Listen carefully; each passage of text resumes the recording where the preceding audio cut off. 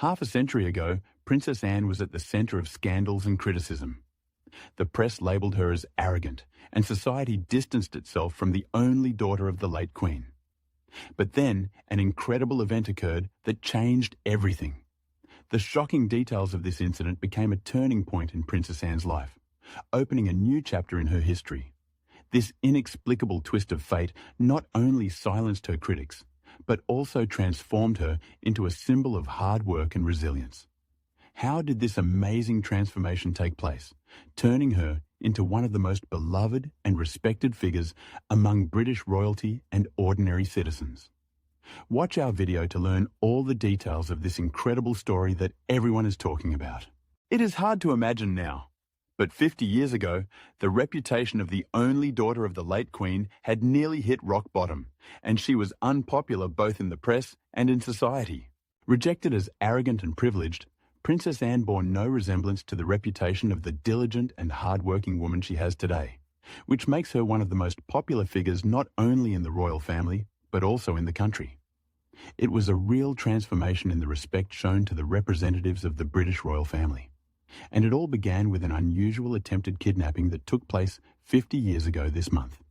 The lowest point in Anne's relations with the public occurred in July of 1970, a month before her 20th birthday.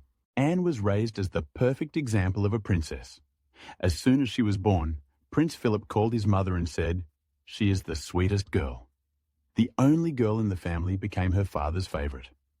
Before the birth of her younger brothers, she was considered a reserve heir. Unlike the more sensitive Charles, Anne loved competition and was the most resilient of all of Philip and Elizabeth II's children. Anne studied diligently at the Benenden School for Girls, and at 18, she immediately began her royal duties. It is said that younger siblings of monarchs are doomed to the tiara trap. Feeling like a spare wheel, they embark on a glamorous, carefree life. But this wasn't the case for Anne, although she also knew how to draw attention to herself. After all, Anne grew up with 3 brothers who, in the eyes of the nation, were more significant than her. By the laws of the time, the throne was passed to male heirs first, regardless of age. But Anne always insisted on equality. She even asked to be made a royal knight like Charles, Andrew, and Edward. Queen Elizabeth II fulfilled her request. Twice, in fact. Anne was knighted in the Order of the Garter and the Order of the Thistle. Like her mother, Anne was passionate about horses. However, her love did not just include riding. Anne intended to become an athlete, and her parents supported her aspirations. At the age of 21, the princess became the European champion in eventing. 5 years later, she joined the British team at the 1976 Olympic Games in Montreal. Winning Olympic gold was Anne's dream, and she was determined to bring it home for her country and family. Together with her horse, Goodwill, she competed in the team eventing. Everything was going smoothly until the course betrayed the athlete. Goodwill slipped and fell with his rider. Princess Anne's stubborn nature wouldn't allow her to give up. She immediately got back in the saddle and finished the performance. Afterward, she was taken to the hospital. She had a mild concussion, a bruised right arm, and a bruised cheek. "I don't remember anything after the fall," Anne admitted. The princess was upset upon learning that her team couldn't secure the gold. Yet she quickly added that if she got another good horse, like Goodwill, she would try to get to the Olympics again. If appearance had any significance for Princess Anne, she could have easily held the title of style icon for many years. At 19, the Queen's only daughter was dubbed the British Katherine-news, and she was besieged by editors of glossy magazines with offers to grace their covers. In the 70s, Princess Anne faced her share of criticism not only from the British press, but also from the American media. She yelled, "Get lost!" at photographers trying to capture her during a competition. She was annoyed by journalists interrupting her equestrian activities. On one occasion, photographers asked the princess to pose for a photo. One of them said, "We don't want to be a nuisance," to which Anne firmly replied, "You are a nuisance by the very nature of the cameras in your hands." As for America, the incident occurred during a meeting with President Richard Nixon at the White House. The royal princess was accompanying her brother Charles. During the 2-day visit to Washington, a major PR move was planned to catapult Anne onto the world stage. The princess derailed all plans by refusing to engage with journalists. To one unfortunate reporter, she asserted that he was talking utter nonsense, and curtly told the others, "I don't do interviews. It was a disaster." In essence, the character of Princess Anne is quite different from other members of the monarchy. She rarely holds back her words, which means she can simultaneously offend journalists, fans, and her own family. On one occasion, her rather sharp manners simultaneously upset fans of the British royal family and the York princesses. The documentary The Real Princess Anne, released in 2002 by Channel 4, covers one particularly unpleasant incident. As is known, at Christmas, the British royal family attends a service at the Sandringham parish in Norfolk, home to one of the royal residences. Traditionally, the Windsors attend church services on the eve of the holiday and the following day. Typically, outside St. Mary Magdalene Church, a crowd of admirers and well-wishers awaits, presenting flowers and gifts to the British royal family members as they exit. In the year 2000, 75-year-old Iris Halfpenny, who had enthusiastically followed the Windsors for many years, arrived at the church around 10 in the morning with a basket of flowers she had gathered herself. Princess Anne volunteered to accept most of the bouquets and other gifts on that occasion. Iris offered her flowers to Anne, saying, "I made this bouquet myself." Unfortunately, instead of words of gratitude, she heard in response, "What a ridiculous thing!" Iris, who had been presenting floral gifts to royal family members for years, was dismayed.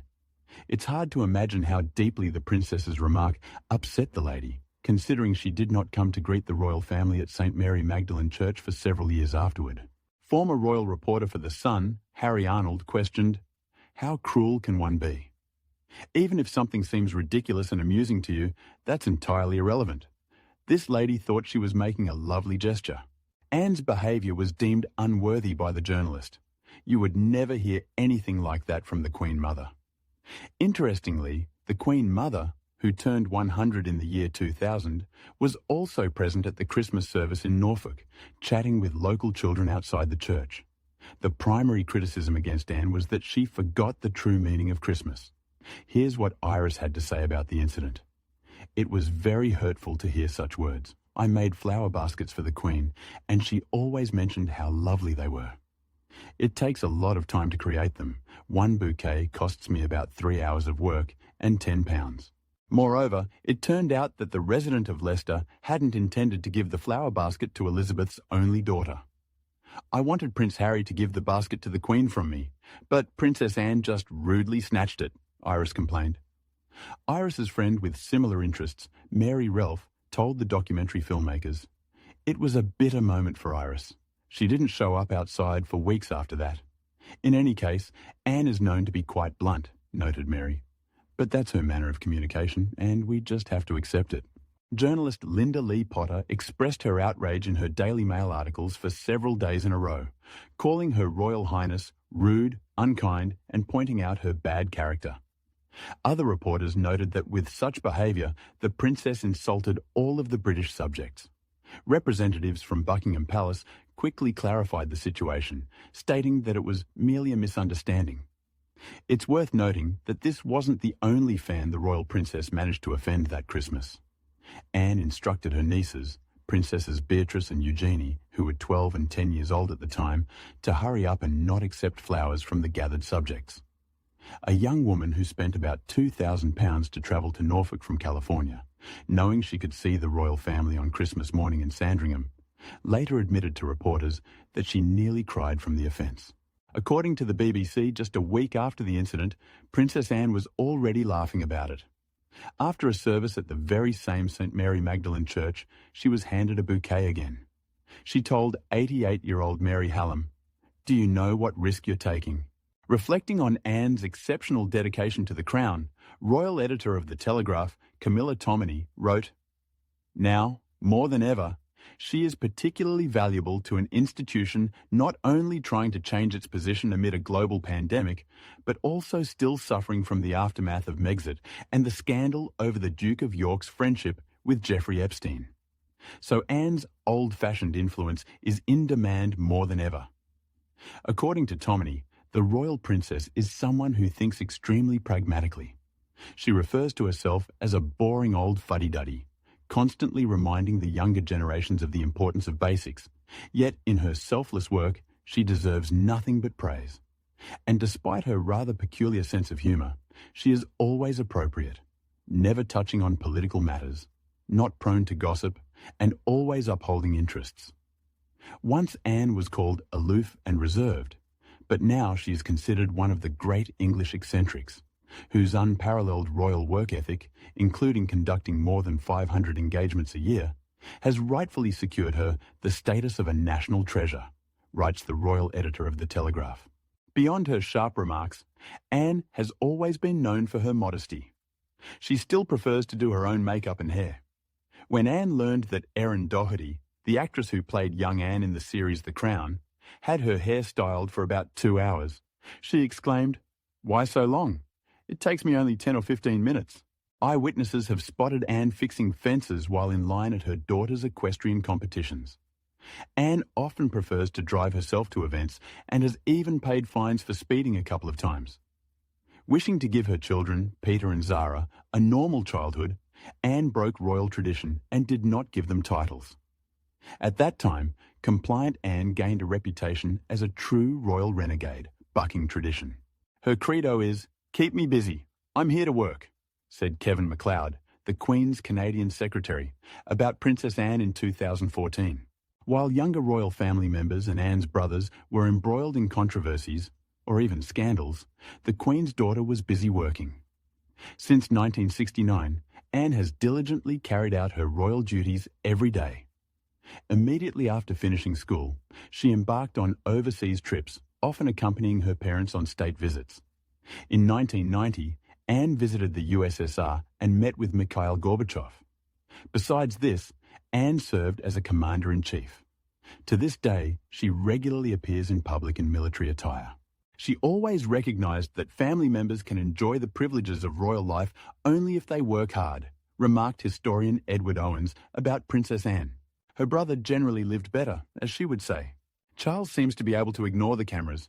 I will never forget they are there," she said for self-preservation. Throughout most of the 1970s, she was the royal scapegoat for the press. The legendary Daily Mirror columnist Marjorie Proops once compared the royal siblings with a headline, "Love him, hate her." Even in 1982, the same newspaper wrote, "The tradition at badminton competitions is that, at least one of the 3 days, Princess Anne will lose her temper." That same summer, The Times published a blunt report on another of her visits to the USA under the ominous headline, "Arrogant Princess Puts Americans in Their Place." Gradually, she turned this negativity on its head, and her popularity grew. The first surge in popularity occurred 50 years ago, when a man later deemed insane attempted to kidnap the royal Princess Anne. Their car was stopped by a man later discovered to have mental health issues. Around 8 o'clock in the evening on March 20th, 1974, Princess Anne and her husband were heading to Buckingham Palace after attending a charity film screening. When Royal Protection Officer James Beaton and driver Alex Callender exited the limousine, Ball began to shoot. Mr. Beaton's weapon jammed, and the assailant shot him 3 times. After this, Ian Ball attempted to drag Princess Anne out of the car. A journalist, a former boxer, 2 chauffeurs, and 3 policemen all faced Ball. But the princess herself, a force to be reckoned with, distracted Ball from his objective. Anne refused to get out, despite witnessing the shooting. Ball tried to pull her out by force, which resulted in the princess's dress being torn. Princess Anne told talk show host Michael Parkinson, "I lost my dress at that stage. He started pulling my arm, and Mark held on to me, and we maintained that status quo for quite some time because I wasn't going anywhere. Let's put it that way." In documentary evidence released later under the 30-year rule, the princess stated that her response to the demand to get out of the car was, "Not bloody likely." In a 1980 interview with Mr. Parkinson, Princess Anne recounted how she tried to talk to the attacker.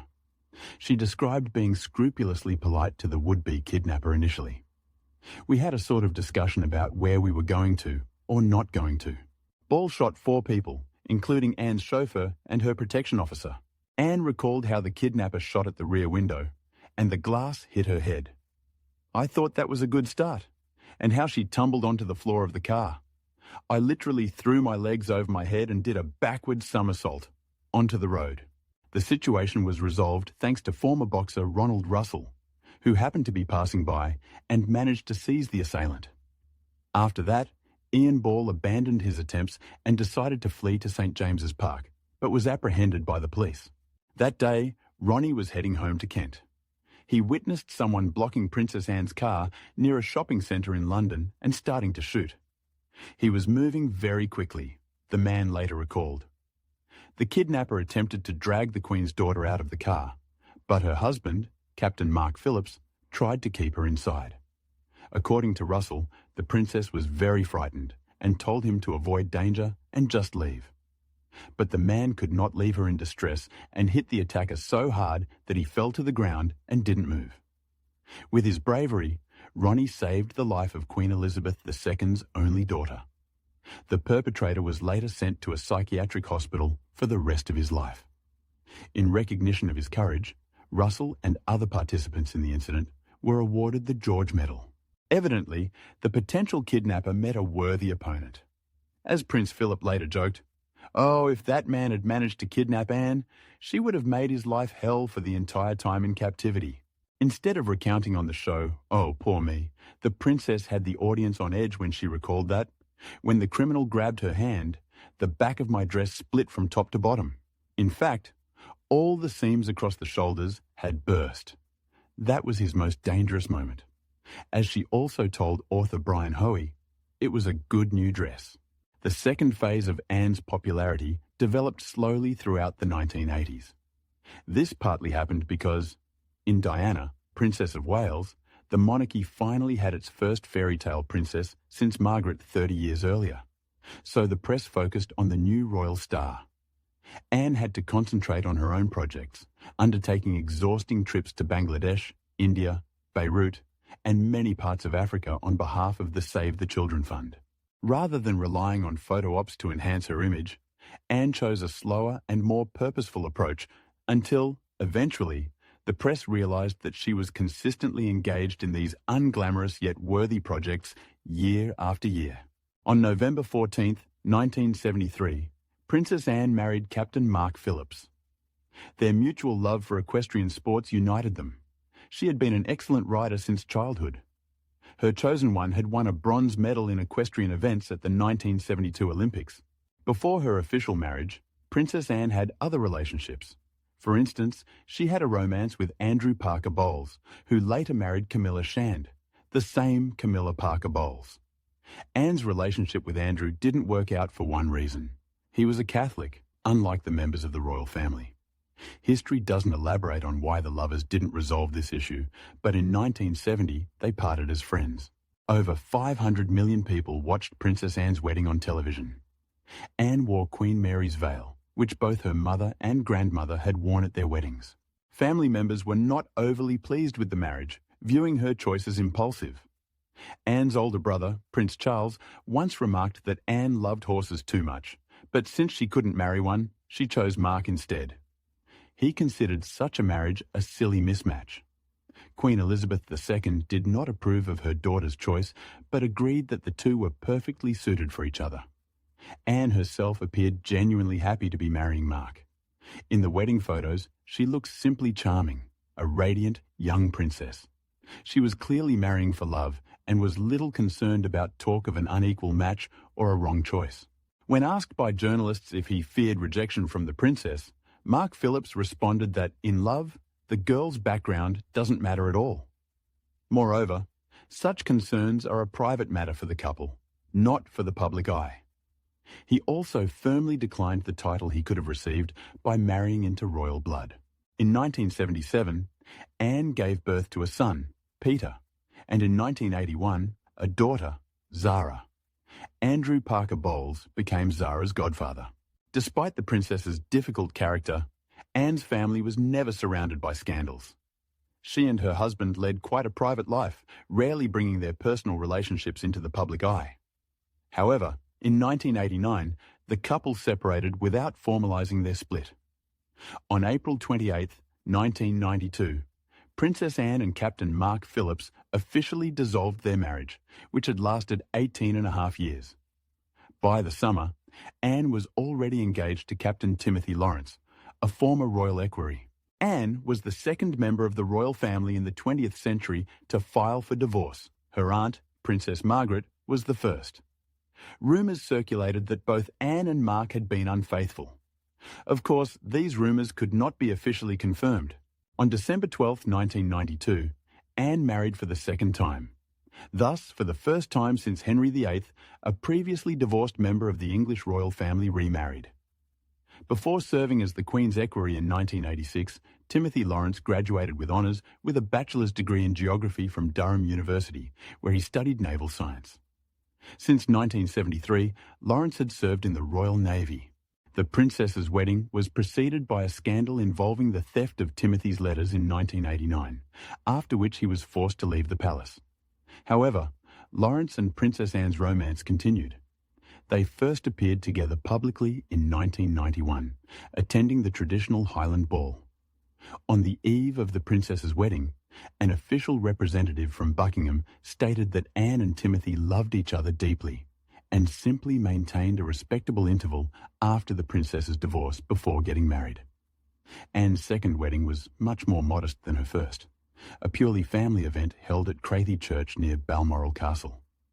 This Scottish church permits the remarriage of divorced individuals. In 2001, rumours surfaced about Anne's possible separation from her second husband.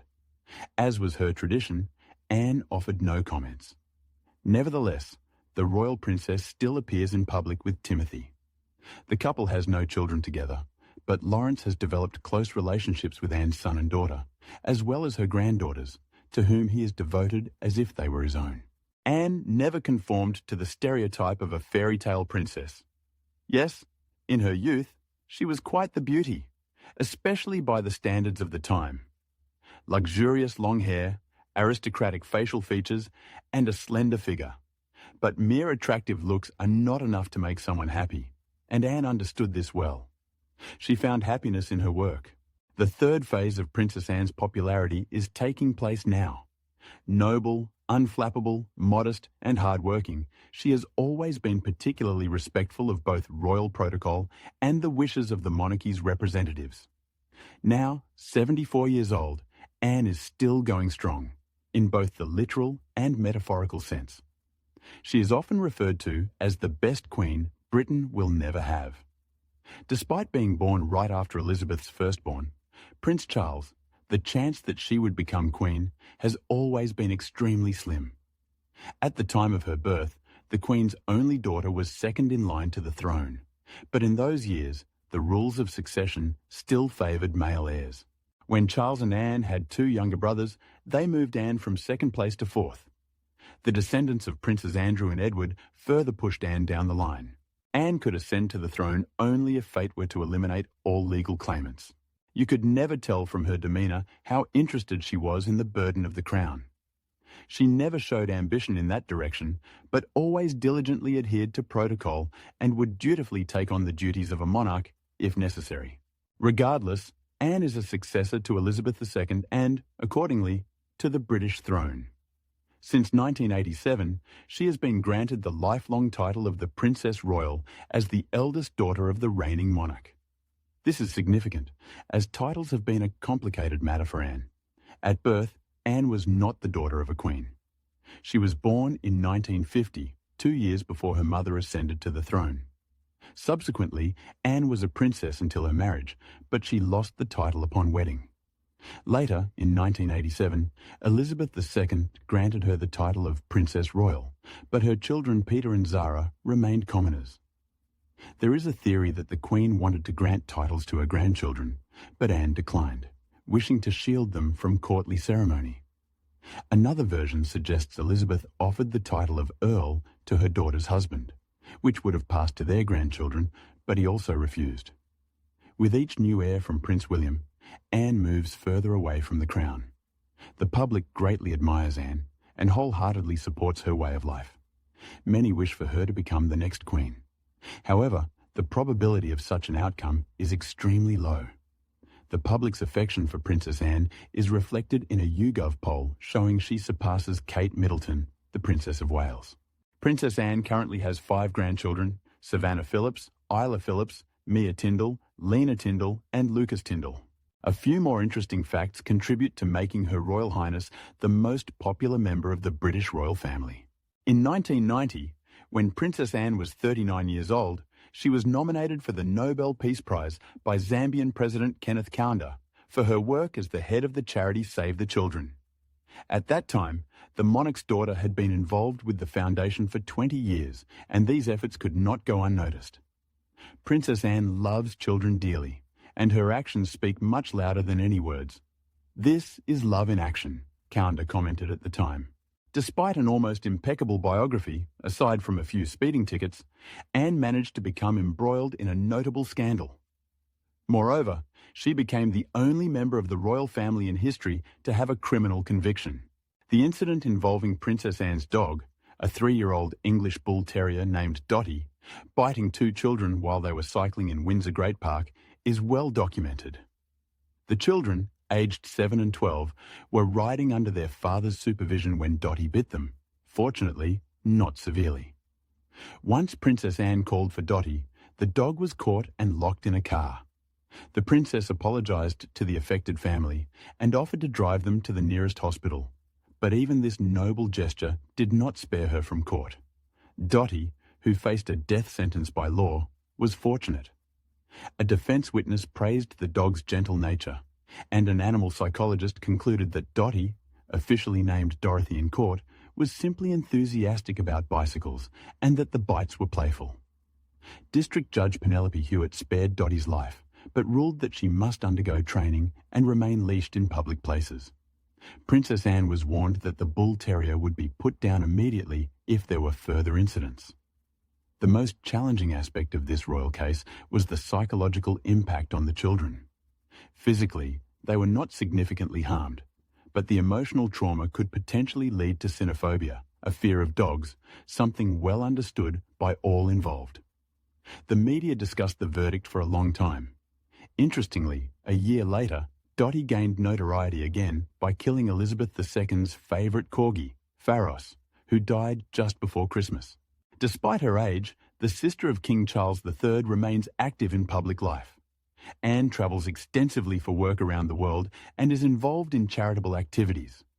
She is often seen at official Windsor events and rugby matches. In 2022, Princess Anne and her husband Timothy Lawrence celebrated 30 years of marriage. They live at Gatcombe Park Farm, which hosts a variety of livestock, including cattle, sheep, and of course, horses. Their grandchildren Savannah, Isla, Mia, Lena, and Lucas frequently visit them at the estate. In 2022, Anne stood in for Elizabeth II at official events during the Queen's illness, attending the Epsom Derby as part of the 70-year Jubilee celebrations of the Queen's reign. Also in 2022, Princess Anne conducted an impressive 4 royal engagements during a tour of New York City, becoming the first senior royal family member to visit the USA since Prince Harry and Meghan moved to California in 2020.